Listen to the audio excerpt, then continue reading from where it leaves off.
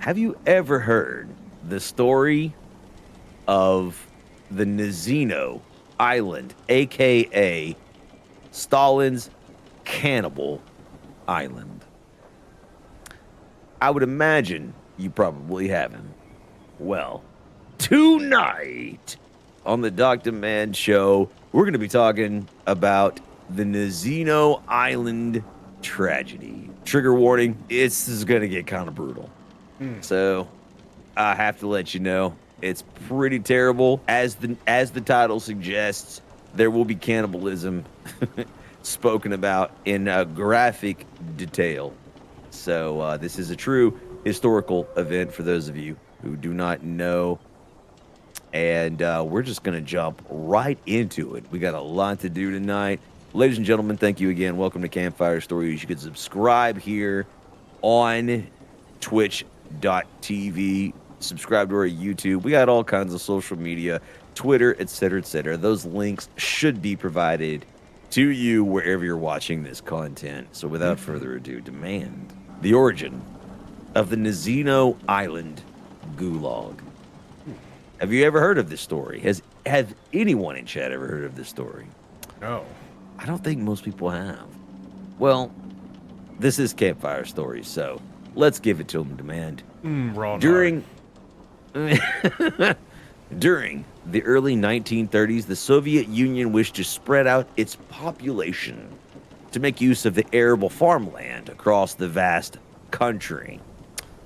As you can imagine, that went about as well as most things in communist countries. They began to relocate prisoners as a way of achieving part of this goal. So these collectivized farms began to spring up across previously uninhabited parts of the country. Prisoners were used as labor that would sort of achieve this end goal, right? There were, of course, plenty of political enemies, so there was no shortage of prisoners in the Soviet Union. If you didn't agree with the party, you didn't agree with what they were doing, well, you just went to a prison labor camp, right? Simple. In February of 1933, however, the head of the OGPU, which is the secret police at that time in communist Soviet Union, Genrik Yagoda. You're gonna have to forgive my Russian pronunciation on these. All Russians watching, indeed. And Matevi Berman, the head of the Gulag system, proposed an idea to Stalin. Where do we put all of these political prisoners? All of these people? We got to get rid of them. Demand. They're in the way. In fact, there were 2 million of them. Where do we deport them? Well, we deport them to Siberia and the Kazakh region to work on these collective farms.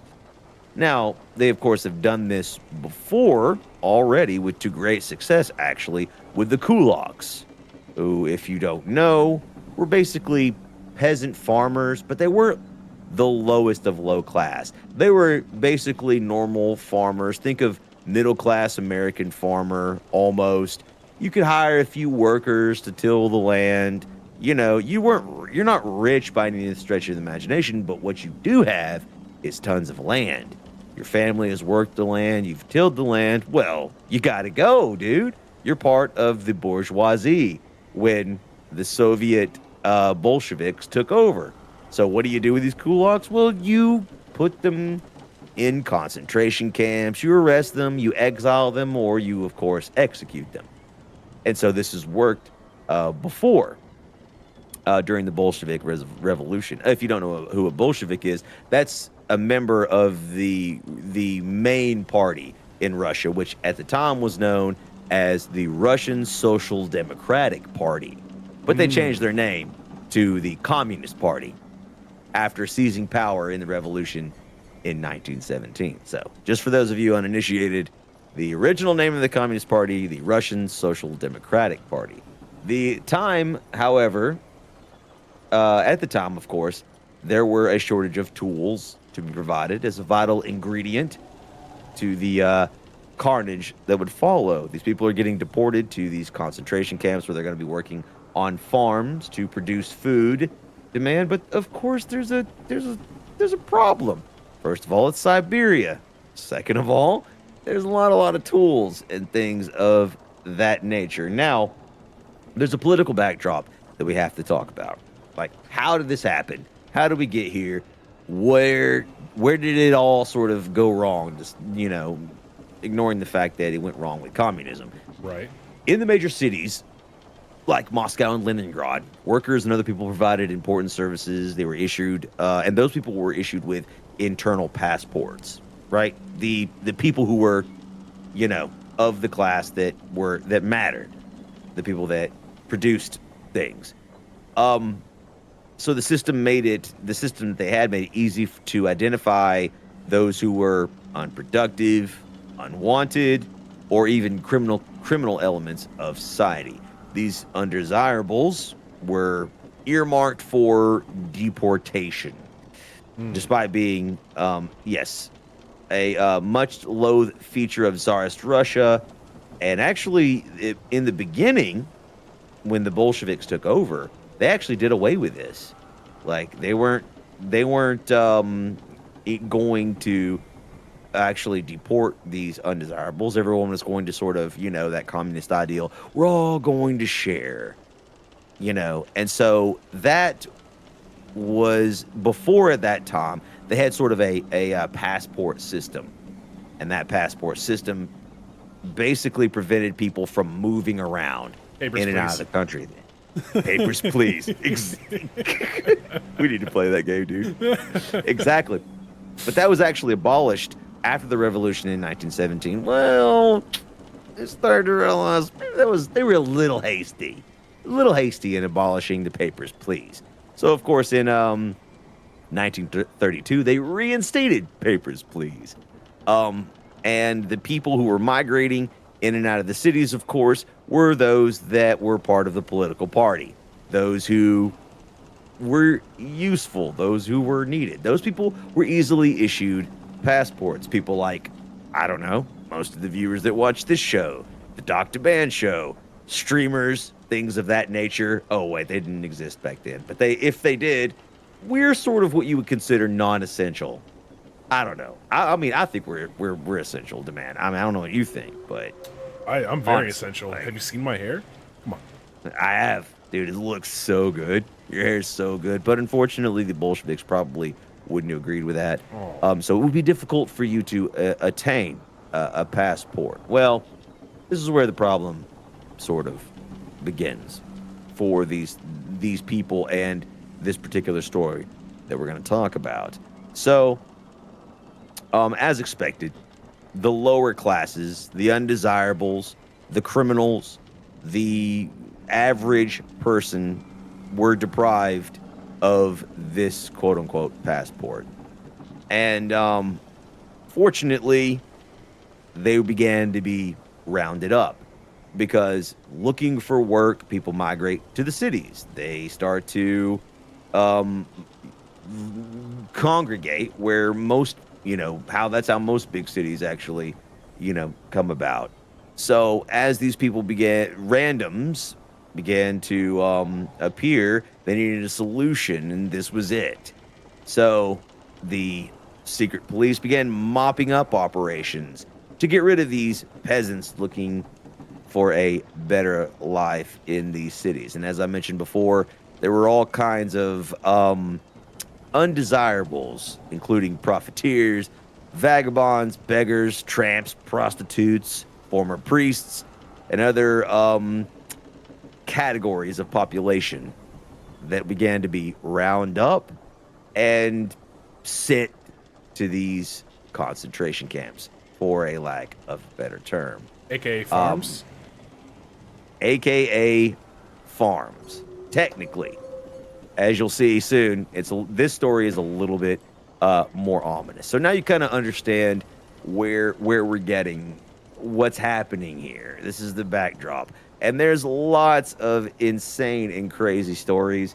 There is, and this is told all throughout Russia now. Now that it's open about what happened during this time. There were people rounded up. There was a mother whose daughter was basically she left her at a train station to use the restroom and take care of some business. She was standing out. By the time she had returned, she had been arrested by the police, detained, and deported. Wow. There's a story of a guy outside getting fresh air. He's sort of stretching. He's in the street. The secret police come up. They ask for his passport. Papers, please. He doesn't have one. Deported to a concentration farm camp. There even, I believe, the Moscow head of chief of police rounded up, deported to to a concentration camp. Everyone, like I said, 2 million people deported to these farms to go and work. And you have to realize that the Russian government, this is a great idea, demand. It's a fantastic idea. And you know why? Good in theory. This is 2 birds with 1 stone. You get rid of a bunch of people you don't want, you don't like, a bunch of weirdos, probably some Jews in there. You know what I mean? Bunch of undesirable people you don't like, right? Some criminals. You get rid of them, and they go work on the farms to produce food for the rest of us. The good people. People like me and you, demand. Not the others. Not the gross, communist-hating weirdos. Good communist citizens like you and me. Well, there's ways of dealing with them, but there's one concentration camp. There's one farm camp. It's well timed. There's one farm camp in particular that we're going to be talking about today. As if I didn't mention it, that's Nazino Island. Now, transportation hubs were set up all across Russia and the Soviet Union in the cities of Tomsk, Omsk, and one I can't pronounce, Akinsk. Rail convoys were created and that departed from Moscow and Leningrad daily. The rations on these trains consisted of 300 grams of bread. That's 11 ounces of bread per day, man. Not a bit of bread. Unfortunately, thuggery and strong army began immediately within these cargo trains and convoys. And of course, the strong had plenty to eat while those without the muscle sort of went without. Unfortunately, those destined for Nazino Island, however, found themselves on barges for about 2 weeks. They were crammed together during this time and fed only 200 grams or 7 ounces of bread per day. And only bread? Only bread. En route, it is said that 27 people died getting to the island.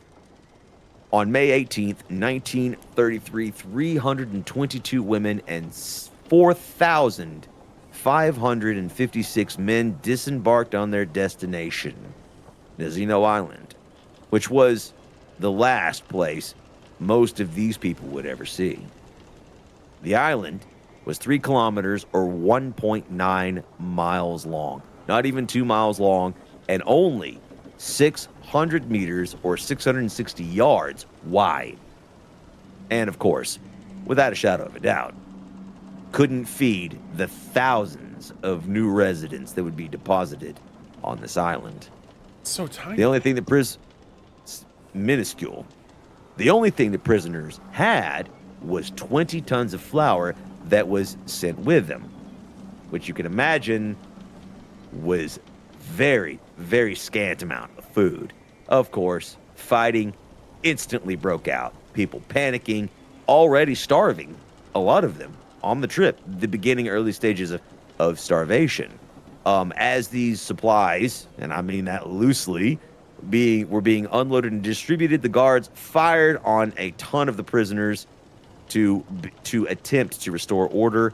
Distribution was attempted again the next day with the same result, much of the flour falling into the river. Oh.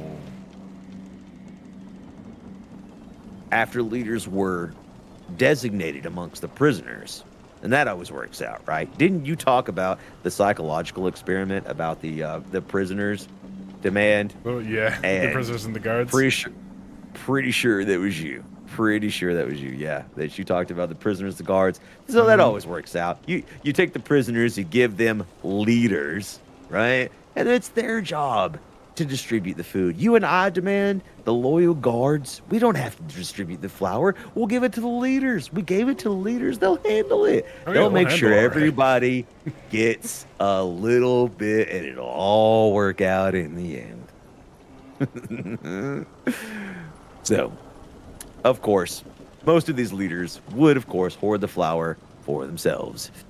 With no ovens on the island, there's no supplies. It's just a dirty island in the middle of nowhere. With just 20 tons of flour. Like, what are you going to do? 20 tons of flour.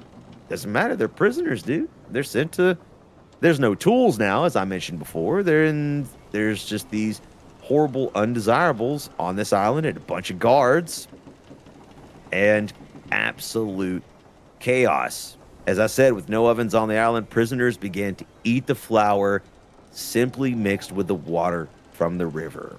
As a result, dysentery spread throughout the gulag extremely quickly. Oh, we're just getting started. It was around this time that the plan for Nizio Island Gulag was rejected by Stalin. Well, these were horrible atrocities. But of course, it's too late for the deportees. It was already too late. Yeah. And of course, no help would be sent to any of these people. As you might imagine, man, many would try to escape using flimsy rafts, driftwood, trying to escape this horrible prison, this death camp, if you will. Many of those drowned, of course, in the icy waters of the Ob in Siberia. Those who did manage to make it to the shore were summarily hunted down by the guards as if it were sport. Those who managed to escape were, of course, presumed dead, because even if you made it past the icy river, you fashioned a raft, you made it past the icy river, you were able to escape the guards, drunk and shooting you for fun, assuming you were just a lowlife, a prisoner, whether you were or not. You were surrounded by hundreds of miles of inhospitable wilderness. In Siberia. In Siberia, with nothing. The guards, of course, in the camp were equally violent. They allowed gangs to operate freely. They executed prisoners for minor infractions. The violent situation on the island also hindered, of course, any doctors or medical assistance to be rendered. In fact, the guards made little attempt, if any, to even keep the doctors safe. So many refused to go because they valued their very lives, because the things were getting extremely dire, and it only gets worse from here. It didn't take long for violence to become rife and for order to completely break down on the island after this, obviously. Cultivation of soil was impossible, as I mentioned, without tools, and most of the deportees were, of course, city folk, demand, and they knew very little about surviving in the wild. How are you The more violent members... with nothing. You don't have tools to survive in the wild. Even, like, the hardened survivalists at least have a knife or something. And they can figure it out. But the thing is like, you got to imagine too, like can you imagine the people that Jiggy grew up with getting thrown in the middle of the Siberian wilderness? Like, they don't have the skills. What are you gonna do? You don't even know what you drink. You don't know what you can eat. You don't know how to make anything. These people are like accountants and stuff, political dissidents, random people that were on the street that couldn't provide passport proof, no papers, to the gulag. And so these unfortunate people on Nizio Island, they had nothing. There was nothing. Dude, I would thrive in this environment because I'd learn how to cook the You bread. would.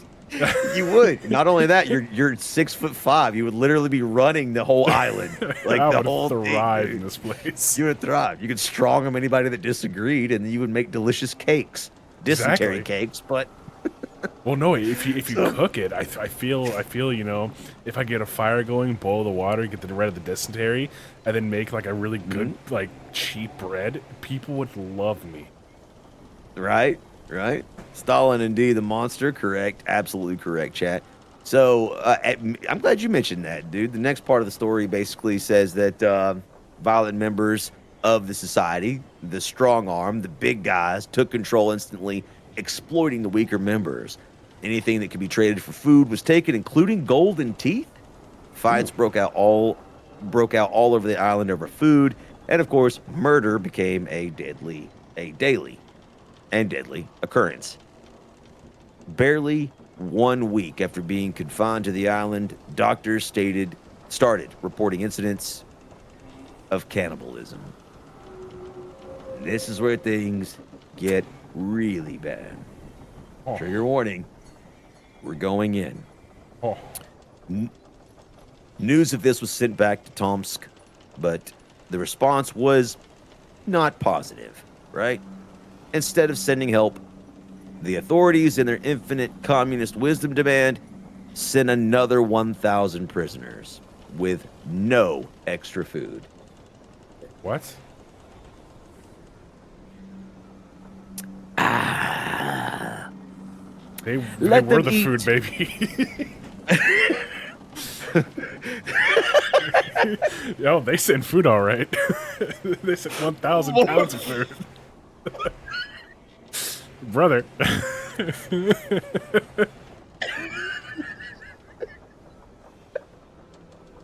Bro, literally, as soon as they start eating It people, is. the government's just like, well, we got plenty of those.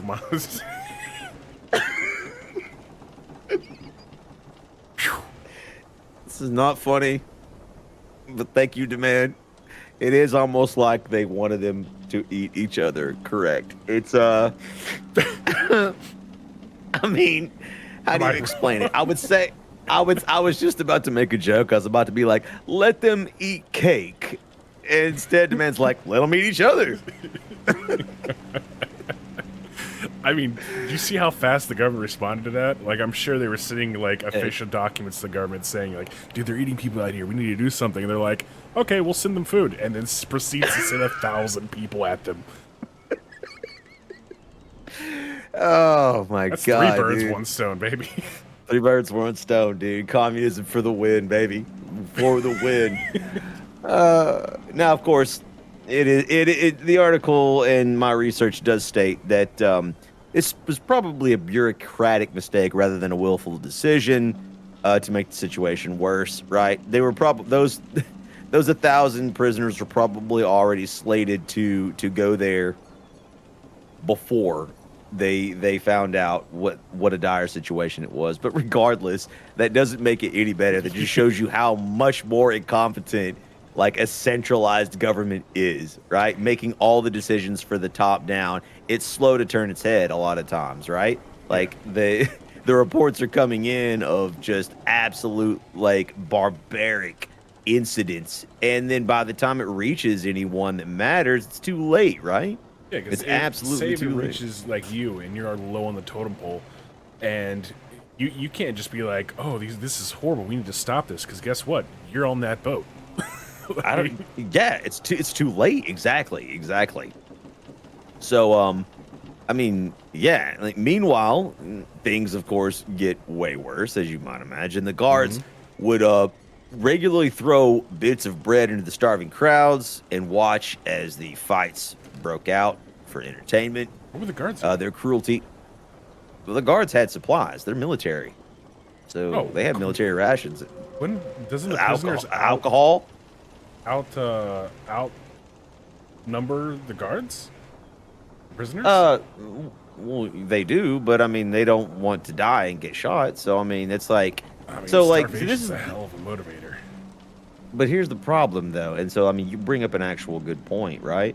Yeah, there are far more prisoners than there are guards, although not, you know, that many more. Not enough where, a few thousand starving people can overcome like armed guards, right? And then maybe they do, but here's the problem. If you and I are like, well, we're gonna starve, it's like I'm like, all right, well, go charge them. And you're like, no, you go charge them because like the people in the front line are definitely dead. Oh yeah. It's psychological, right? It's like the motivation is the fear of being human and dying is, You're even though gonna you're die gonna die anyways, though. anyways, but you cling, you will still cling. It's fight or flight, right? You'll still cling to that little bit of life rather than throw it away. It's human preservation. It's in each and every one of us. So it's really difficult for people to rise up like that, knowing that you may be one of the sacrificial lambs, in a revolution. So, but you're not wrong. I'm sure they probably could have overcame them, but you at this point in time, you're not considering revolution, you're considering survival. Your brain is already, I just need a little bit of bread. And are you going to just take it from the weak person next to you, or are you going to try to fight an armed guard for like his rations? Like, No, you pick up the not weak to mention person and you walk towards the guard. as a human Don't shield, worry, brother. like the If I live, like we live. like Deadpool and Wolverine, where he uses himself as like as a human shield. Yeah. So yeah, it's just getting the guards are basically running the show, though, dude. So they cruelly and routinely shoot prisoners on the island for sport while they sat in the safety from their boats getting drunk. So they're patrolling the areas in their boats, Okay. and they're just picking them off, like when they see them, just shooting them, because who cares, right? They even trade cigarettes and, of course, rations and bread for sex for some of the female prisoners, of course. Oh, I forgot there So was there's female prisoners. Those poor female prisoners. Oh no. we're just getting into it. We're just getting into it. So, of course, they evidently, to try to be fair, completely fair, the government did, as well as the soldiers, attempt to take action when they heard reports of cannibalism, but there's so many people on the island, they're basically powerless to prevent it. So they would stop it if they saw it, but I mean, you know, that's easy to say, but there's so many people, and as you mentioned, there's not enough guards to stop it. It's too late. Hey, if you're deep The in the people were bush, they're not starving. going to see it from their boat. Yeah, so the way to stop it would be to provide these people with food, not to police. They don't need police. They need food. Like that's the reason that they're Sounds acting like that. irrelevant. And I mean, so again, it's the basic impulses that people are desiring now. Those who died from accidents, fights, or from being shot by the guards were, of course, immediately eaten in desperation. But unfortunately, even this body count was not high enough to sustain the starving masses. Roving gangs began hunting and murdering other prisoners for food. And as I said before, trigger warning, they skewered their victims on sticks and roasted them over their makeshift fires. The interviews with the local Ostiak people who lived in and around that area in Siberia later revealed harrowing stories. In one account, Theofilia Belinda's parents received a visitor from the island one night.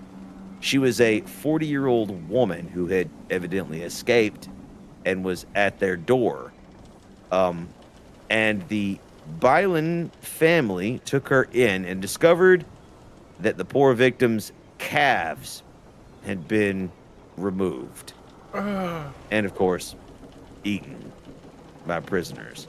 Or maybe even by herself. It's hard to really tell.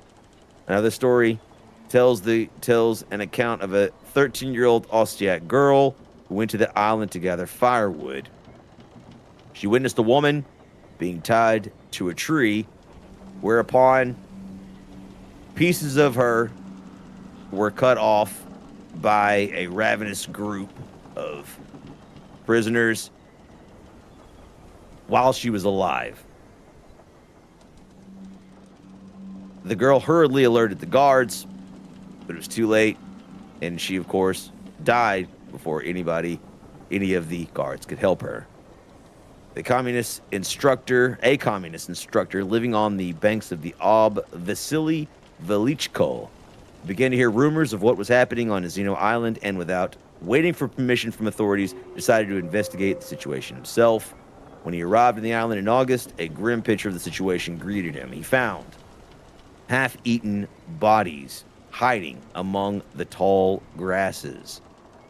He followed up conducting interviews with the Ostiak people living nearby and built up a picture, or a more complete picture of what had happened. He sent a report to Moscow, and for his efforts, he was kicked out of the Communist Party and fired from his job. And the report was hidden deep within the archives. Interesting. Action, however, was taken, and the Gulag was eventually closed. The 50 guards overseeing Nazino Island also had their party membership rescinded, and they were jailed for negligence and being complicit in the horror that unfolded. One of the survivors stated, "I only ate livers and hearts. It was very simple, just like Schlachlik. I have to look that up later. We made skewers from willow branches, cut them into pieces, stuck it on the skewers, and roasted it over the campfires. I picked those who were not quite living, but yet not quite dead. It was obvious they were about to go, that in a day or two they'd give up. So it was easier for them that way. Now, quickly, without suffering for another 1 or 2 or 3 days."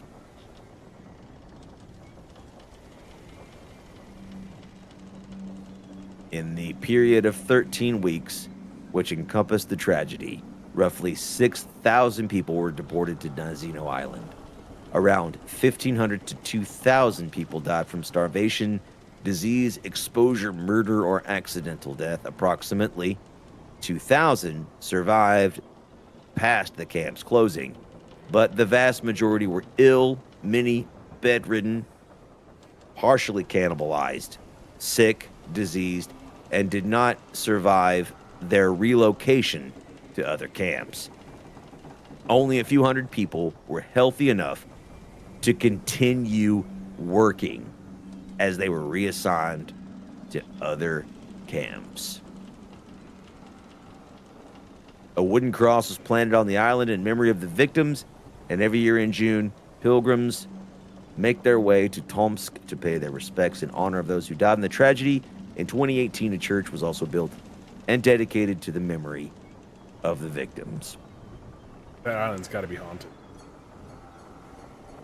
I mean, there's actually an article that I saw that says that it is. That island is damned now and haunted.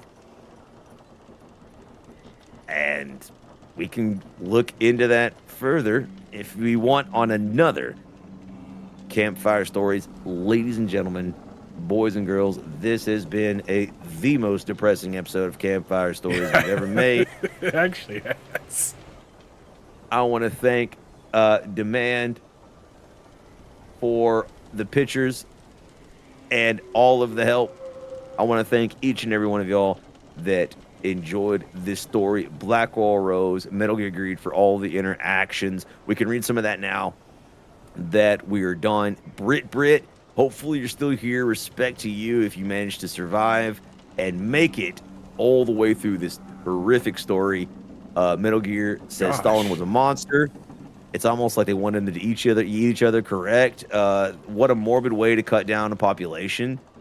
Yeah, like, that's the thing, right? Like, so there were so many undesirables, and when the government, like, takes over the farmland and starts deciding, like, how much food is produced, and they start setting prices, and how much is going to be distributed and who gets it, you get in a situation where instantly people start to starve, right? Because if you let people make the food, trade willingly, right, in a free market system, and of course in the end this is what led to the downfall of the communist society. The central planning, the government, I'm not getting on a pedestal. I'm just telling you historical facts.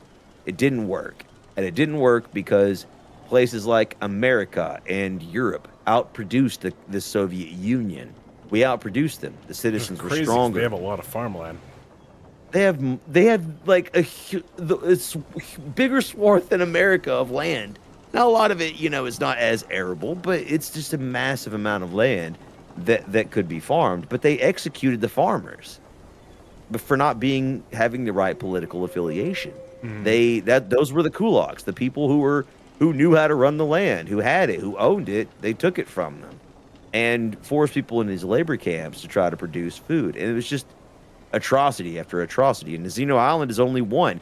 That's why it's estimated that Stalin, his policies and the things that he did led to the deaths of over 100 million people in the 20th century. Far more than Hitler ever could have dreamed of killing. Way far. Yet for some reason we demonize Hitler over Stalin. Stalin shot his own brother. Dude, he had people disappeared. He was responsible for the first Photoshop picture. Do you remember that one? He had people, the guy that he had, one of his, I don't know if it was his cousin or military advisor. He Photoshopped the guy out, dude. Just wild, brother.